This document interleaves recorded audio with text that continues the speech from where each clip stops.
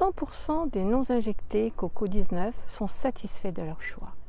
Une grande majorité de ceux qui ont fait confiance à la doxa scientifique et gouvernementale le regrettent amèrement aujourd'hui. Où en sommes-nous aujourd'hui? Quels sont les effets constatés chez de nombreux injectés? Quels sont les résultats de recherche menés sur ces produits par des laboratoires indépendants? C'est le contenu de la vidéo de ce jour. Bonjour à tous, je m'appelle Annick, je suis infirmière affranchie depuis 2021 et bien avant cela, je suis alchimiste de vie, j'harmonise l'énergie vitale individuelle et collective de façon holistique. Bienvenue sur la chaîne Soins de vie, la chaîne qui a pour ambition de t'accompagner sur le chemin de ta souveraineté en matière de santé et plus largement de t'accompagner sur le chemin de ta souveraineté dans ta propre vie. Si ce n'est déjà fait, je t'invite à t'abonner, à liker, à commenter et à partager autour de toi pour que l'information circule. Ici, pas de tabou, seulement du partage d'informations dans une bienveillance réciproque. Quel constat observe-t-on à la suite de ces injections de produits dits expérimentaux imposés à la population mondiale? Après 3 ans de recul, nous assistons actuellement à une flambée de diverses maladies lourdes, inattendues, souvent même mortelles, dont les thromboses cérébrales, communément appelées AVC, les turbocancers, et ceci parmi les injectés du Coco-19 et ses mutants. Différents alerteurs ont annoncé depuis 2021 cette bombe à retardement dans une indifférence totale de la part des médias mainstream et de nos dirigeants. Dès 2021, la Quinta Columna, Observatoire de la santé publique espagnole, a fait des recherches sur ces nouveaux venus médicamenteux. Dans l'analyse des produits, notamment Pfizer et Moderna, elle a trouvé aucune trace de souche Corona. Et pour cause, saviez-vous que le dit Corona-19 a jamais pu être isolé? C'est donc normal qu'on ne le trouve pas.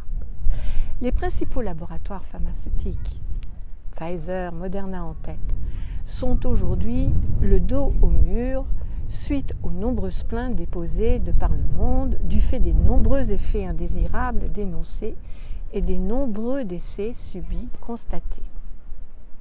Ils ont subitement dû faire acte de repentance en s'excusant à demi-mot pour la soi-disant précipitation dans la mise au point de leurs produits face à l'état d'urgence. Ce qui m'irrite, c'est que ces laboratoires, leurs dirigeants, sont d'emblée blanchis de leurs crimes conscients, protégés par les gouvernements qui leur ont donné carte blanche, leur assurant une impunité totale face aux effets indésirables potentiels. Facile pour eux de faire leur mea culpa. Ceci dit, cela permet d'ouvrir les yeux sur leurs actes criminels et de se poser la question sur les intentions de leurs commanditaires. Voyez, les chiens sont d'accord avec moi. Qu'en pensez-vous, vous? Dites-moi en commentaire ce que ça vous inspire tout cela. Où en êtes-vous dans vos réflexions? On sait depuis longtemps que 2 brevets de ces injections en vogue avaient été déposés en 2010 alors qu'on ne connaissait même pas l'existence du coco. Le docteur américain David Martin a fait état de cela au Parlement européen, relayé dans différents réseaux sociaux, mais bien sûr pas à la télé et dans les journaux mainstream. Docteur David Martin a affirmé: il n'y a jamais eu de pandémie Covid. Il n'y a jamais eu de nouveau virus. Il s'agissait d'un exercice de modification du comportement pour répondre aux intérêts financiers de l'élite mondialiste. Fermez la parenthèse. Vous trouverez le lien de son intervention sous la vidéo. La Quinta Columna, l'Observatoire de la santé publique espagnole, a fait état de la présence d'oxyde de graphène et de protéines spike dans les prétendues injections booster d'immunité. Selon ces chercheurs et d'autres de par le monde qui ont découvert ces mêmes éléments, quelque peu étranges on peut dire, ce sont ces poisons mortifères qui seraient la cause réelle de la pandémie et non le coco lui-même.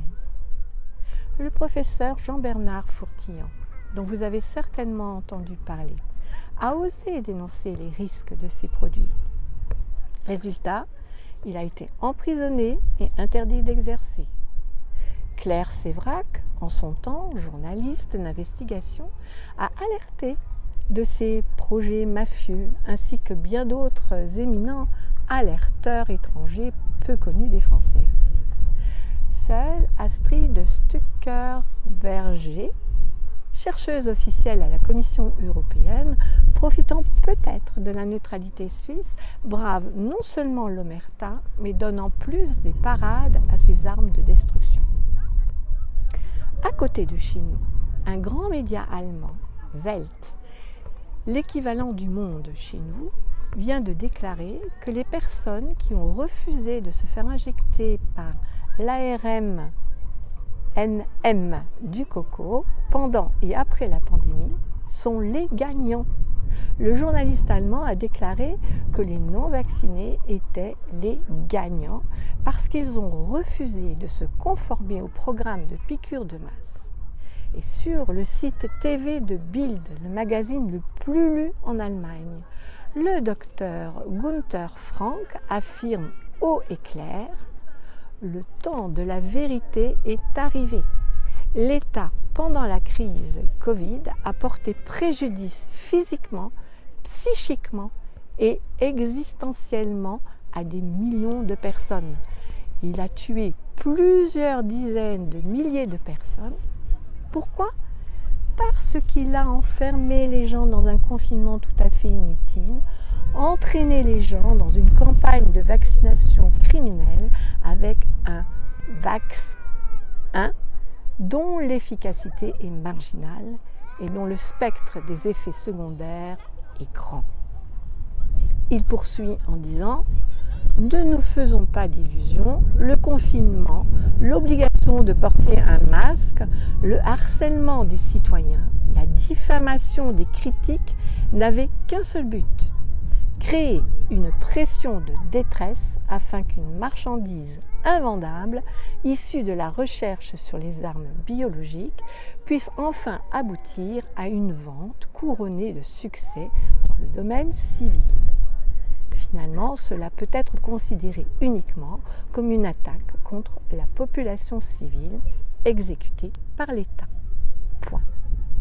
Il incite à ce que les ministres de la Santé allemands qui ont géré cette pseudo-crise soient traduits en justice.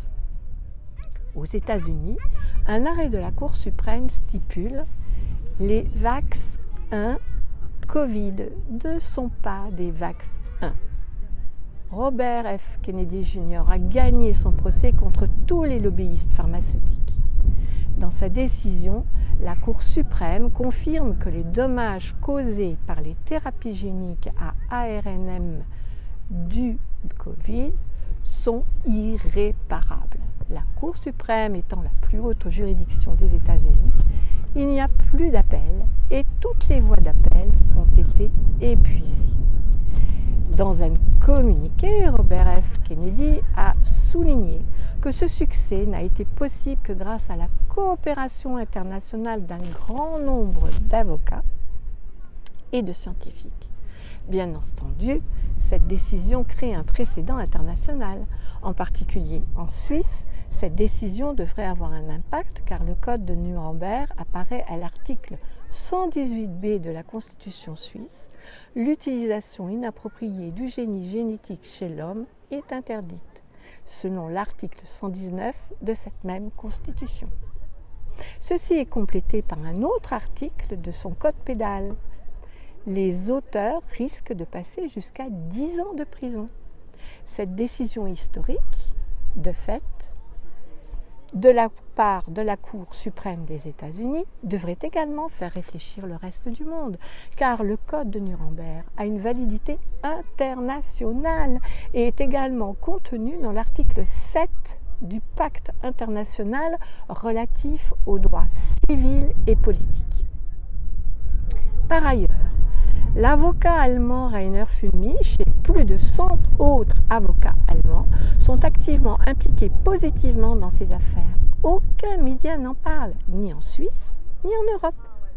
Malheureusement, il est presque mathématique que, étant donné qu'il s'agit d'un sujet perturbateur, capable de modifier les plans financiers et économiques des puissants lobbies du secteur pharmaceutique, l'opinion publique n'en soit pas informée.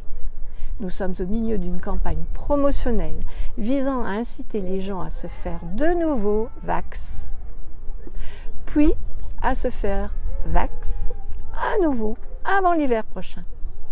Il est très probable que si jamais la nouvelle de cette décision historique circule, ce sera trop tard pour permettre à la classe médicale corrompue, alignée sur les positions des lobbies pharmaceutiques, d'avancer le plus possible dans la campagne de vax.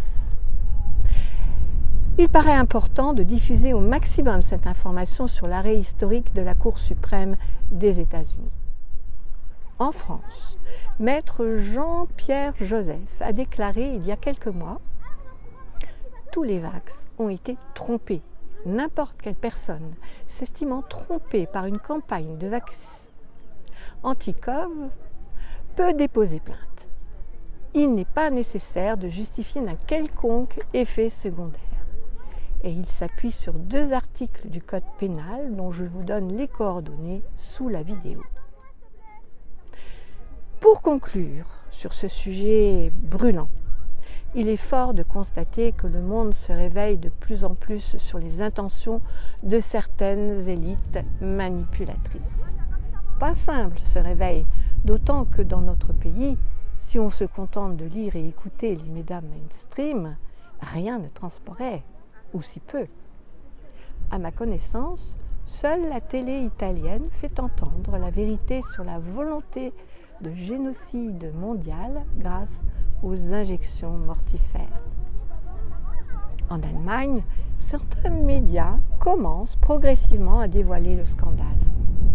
Ensuite, Dr Astrid Stuckerberger propose un moyen de contrer les effets indésirables de ces produits. Et elle n'est pas la seule. Des recherches sont en cours dans de nombreux pays pour lutter contre ce nouveau fléau. Nous assistons aujourd'hui à un début de nettoyage des énergies destructrices de l'humanité. Ceci qui est à retenir. Et c'est une chance, voyez-vous. Cette humanité tolérante, bienveillante, aimante, a jamais été aussi proche de nous. Et nous en sommes ses fondateurs dans chaque action positive, si petite soit-elle envers soi. Pour notre bien, mais surtout pour le bien de nos enfants et de nos petits-enfants, ne permettons pas à des lobbyistes de ruiner irrémédiablement notre santé et mettre nos vies en danger. Reprendre sa souveraineté en matière de santé, pas à pas, est notre chemin vers la liberté. Qu'on soit picousé ou non, gardons l'espoir dans un avenir sain à tous les niveaux. Comme le dit Schopenhauer, le philosophe, la santé est pas tout, mais sans elle, vous n'avez rien. Et n'oubliez pas, le corps, c'est la vie. Prenez-en le plus grand soin. Je vous donne rendez-vous à la semaine prochaine. Bye!